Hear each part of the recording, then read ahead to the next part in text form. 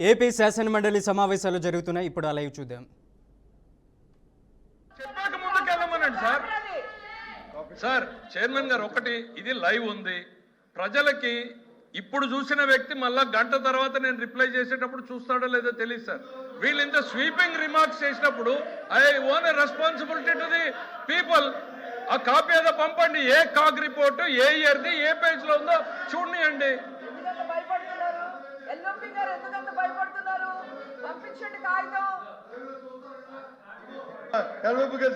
నేను అడిగేది ఒకటే సార్, కాగ్ రిపోర్ట్ ఉందా లేదా సార్? మీ చేతిలో ఉందా లేదా? రిపోర్ట్ ఉందా లేదా? రిపోర్ట్ మీ చేతిలో ఉందా లేదా సార్? రిపోర్ట్ ఉందా లేదా? Yes or no? రిపోర్ట్ చేతిలో ఉందా లేదా? No. Yes or no Botsa garu? Botsa గారు నో. సార్ చైర్మన్ గారు నా రిక్వెస్ట్ సార్, నా రిక్వెస్ట్ ఒకటి, వారు కాగ్ రిపోర్ట్ గురించి మాట్లాడారు, విన్నాము. ఆ తర్వాత వేరే సబ్జెక్టులకు వెళ్ళారు అంటే ఆ పేపర్తో ఇంక అవసరం లేదు. దయచేసి ఆ పక్కన పెట్టిన పేపర్ని ఏదో మాకు పంపించండి. ఆ కాగ్ రిపోర్ట్ ఏదో చూస్తాము. నిజమంటే అవునండి సత్యబాబు గారు మేము చూడలేదు ఈ కాగ్ రిపోర్ట్ ని, ఒకసారి చూసి కరెక్టే సరిగ్గా మీరే కరెక్ట్ అని చెప్తాను. లేదు తప్పైంది అని అంటే సత్యబాబు గారు ఈ ఫిగర్స్ కరెక్ట్గా ఉన్నట్లేవు వెరిఫై చేయండి అని. పేపర్ పంపించడానికి ఎందుకు సార్ ఇబ్బంది? When you has quoted that paper, ఆ పేపర్ పంపించడానికి ఇబ్బంది ఏంటి సార్? ఇది సార్ పేపర్ ఉందా లేదా? వారు కోట్ చేసింది నిజమా కాదా? పేపర్ ఉంటే నాకు పంపించండి. ఎల్ఓపి గారు అది లేకుండా ఏ రకంగా ఎల్ఓపి గారు ఏంటి అధ్యక్ష ముందు బాసు కూర్చో పంపిస్తాను. ఎందుకు కాబరా? నేను అన్ని పంపిస్తాను. అబద్ధాలు చెప్పయ్యా అవసరం లేదు మాకు. ఆయనలాగే నేనే బద్దీ చెప్పను అబద్ధం. నేను అబద్ధం చెప్పాల్సిన అవసరం లేదు మాకు. కూర్చో ఏంటి ఎందుకంత తొందర? కూర్చోండి మాట్లాడుతున్నారు కదా. బుధాలు చదువుకుంటారు, బుధాలు చదువుకుంటారు, వాస్తవాలు చెప్తారు, బుధాలు చదువుకుంటారు. కూర్చోండి. ఇది నేను ఎలా టైం ఇచ్చాను, మీరందరూ ఎందుకు కూర్చోండి. ఏంటండి ఇది? ఏంటిది కాదు? ఏంటిది కాదు?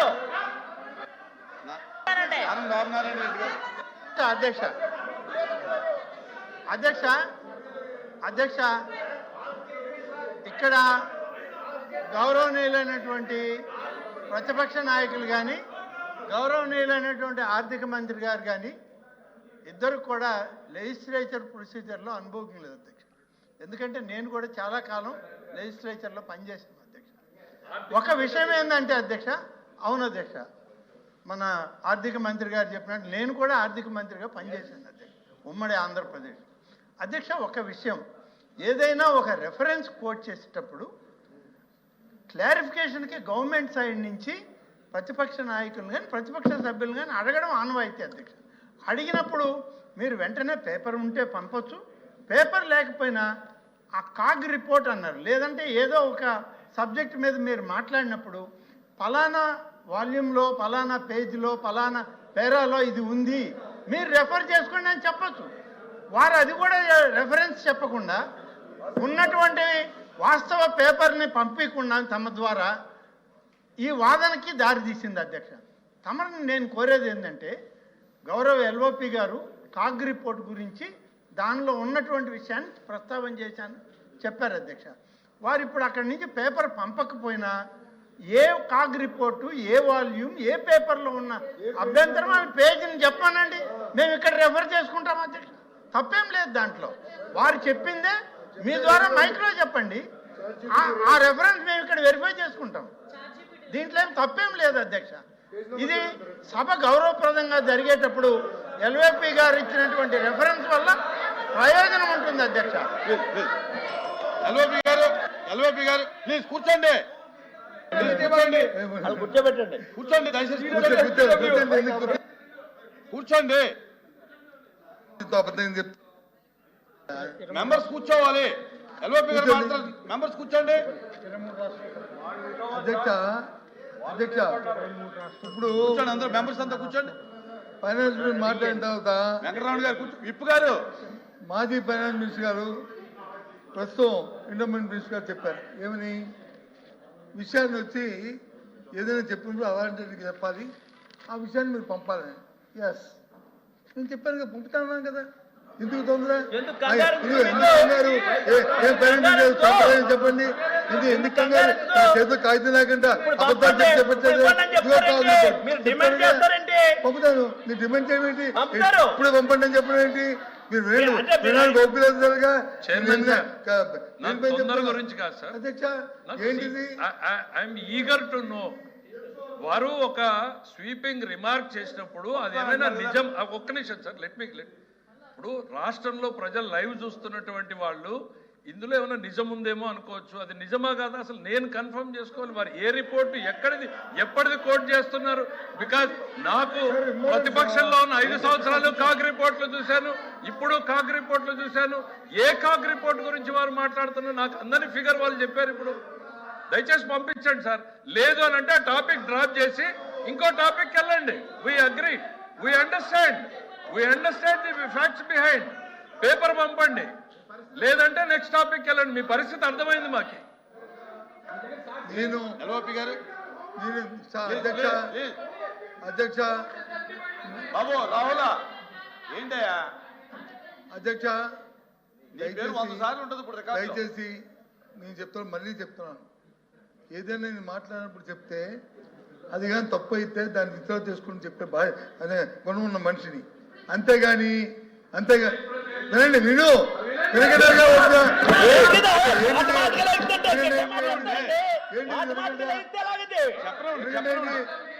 ఎవరే వీలేదు అధ్యక్ష.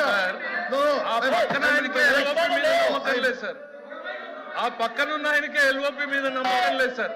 ఎల్ఓపి గారు మోస్ట్ ఎక్స్పీరియన్స్డ్ మ్యాన్. ఎల్ఓపి గారు సమర్థుడు, మంత్రిగా చేశాడు, సుదీర్ఘమైన అనుభవం ఉంది ఆయనకి.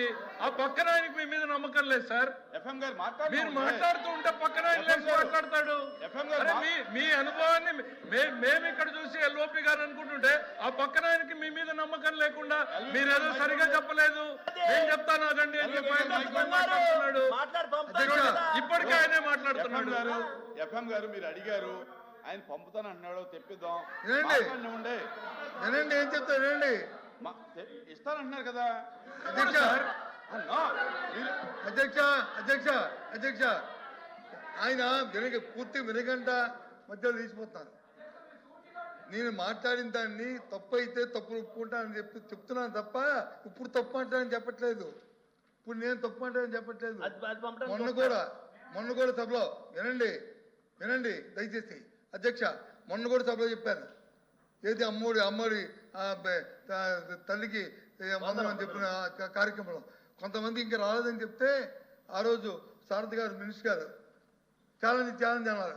అయినా నేను కాదు, ఛాలెంజ్కి నేను రాను, ఇది కుస్తీ పోటీ కాదు, దయచేసి వెరిఫై చేసుకున్నాను. అవ్వాలి ఉదయం మినిస్టర్ గారు ఎగ్జిక్యూటివ్ మినిస్టర్ గారు చెప్పారు, అవును కొంతమందికి ఇవ్వాలి, ఆ డబ్బు రాగానే ఇది చేస్తామని చెప్పారు. ఎక్కడేయం అంటే సింపుల్గా, అంతేగాని నేనేమి ఉన్నది చెప్పట్లేదే. పాటించాలి సార్. ఇప్పటిదాకేమో ఆ పుస్తకం చూపించి ఇప్పుడే చెప్పి అన్నారు. అది చెప్తాను రా బాబు, ఇప్పుడే చెప్తాను నేను అంటే పేపర్ పంపరు.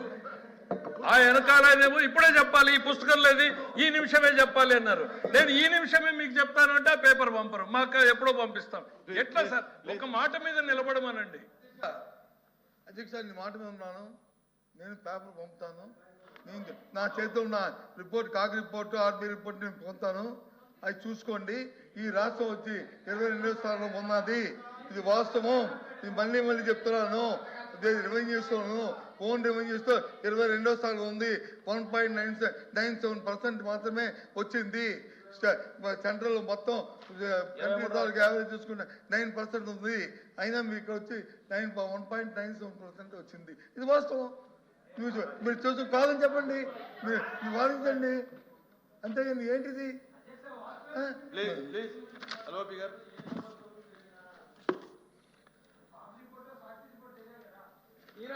ఈనాడు రిపోర్టును లేకపోతే ఏబిఎన్ రిపోర్టును లేకపోతే టీడీఎల్ రిపోర్టును అధ్యక్ష ఇది చాలా అనవసరంగా కామెంట్ చేయకూడదు. నాయుడు గారి రిపోర్ట్ నేను అడుగుతుంది ఒకటి, మేము ఒకటి, మీరు ఏదైతే ఈ బడ్జెట్లో ఇంకో విషయం అధ్యక్ష, ఇంతసేపు మా మినిస్టర్ గారు వచ్చి ఆవేశపడి ఎందుకు ఆవేశపడుతున్నారో నాకేది అర్థం అవ్వట్లేదు. ఊరికైనా మా ప్రధానమంత్రి ఫసల్ బీమా ఉంది, కాప్ ఇన్సూరెన్స్ సంబంధించి ఎంత అధ్యక్ష ఈ సంవత్సరం బడ్జెట్ పెట్టింది 250 కోట్లు, 54 కోట్లు. మన రాష్ట్రానికి ఎంత కావాలి అధ్యక్ష? ఆలోచించండి అధ్యక్ష. ఇదేనా రైతు ప్రభుత్వం? ఇదేనా రైతు ప్రభుత్వం? ఏనండి మీరు మాట్లాడి చెప్పండి సమాధానం. మీరు మాట్లాడి చెప్పండి సమాధానం. మీరు మాట్లాడి చెప్పండి. ఇంకా ఎన్ఆర్జీస్కి ఈ బడ్జెట్లో 8,500 కోట్లు వచ్చి పోస్ట్ చేశారు. స్టేట్ గవర్నమెంట్ పోర్షన్ ఎంత అధ్యక్ష? 40%. 40% మన బడ్జెట్లో 3 లక్షల కోట్లు ఎన్ఆర్జీస్ రాష్ట్రంకి ఎంత కావాలి? ఇగో 40% వచ్చి ఎంత అవసరం అనేది ఈ పుస్తకం చూపెట్టండి అధ్యక్ష, చూపెట్టండి. ఈ పుస్తకంలో ఎక్కడుంది ఎన్ఆర్జీ సంబంధించి? మీరు ఇంత పెడుతున్నాం, ఇంకో దీనికి ఎంత కావాలి? సరే 10% పెంచవచ్చు, తగ్గచ్చు, 10% తగ్గచ్చు, పెంచవచ్చు, కానీ ఇంతనే అసలు చూపెట్టండి. మీ అలకేషన్ ఎంత చూపెట్టండి. ఎక్కడుంది? 8,000 కోట్లు పోవచ్చు. 8,000 కోట్లు ఎవరిది? ప్రభుత్వం, కేంద్ర ప్రభుత్వం నుంచి 8,000 కోట్లు నుంచి ఆ ప్రభుత్వం చూపెడతారు పుస్తకం. ఇది బడ్జెట్ అధ్యక్ష, దయచేసి ఆలోచించండి. ఏమనంటే ఊరికి కోపం అయిపోతున్నారు.